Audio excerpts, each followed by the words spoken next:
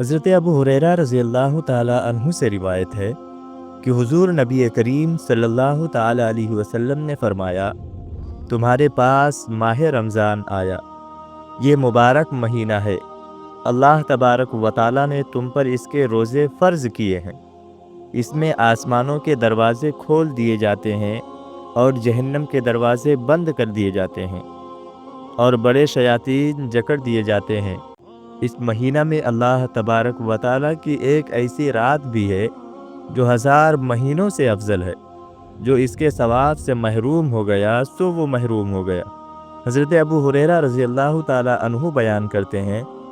کہ رسول اللہ صلی اللہ تعالی علیہ وسلم نے فرمایا، 5 نمازیں اور ایک جمعہ سے لے کر دوسرا جمعہ پڑھنا اور ایک رمضان سے دوسرے رمضان کے روزے رکھنا ان کے درمیان واقع ہونے والے گناہوں کے لیے کفارہ بن جاتے ہیں، جب تک کہ انسان گناہ کبیرہ نہ کرے۔ حضرت ابو مسعود غفاری رضی اللہ تعالی عنہ بیان کرتے ہیں، رمضان کا مہینہ شروع ہو چکا تھا کہ ایک دن میں نے رسول اللہ صلی اللہ تعالی علیہ وسلم کو فرماتے ہوئے سنا،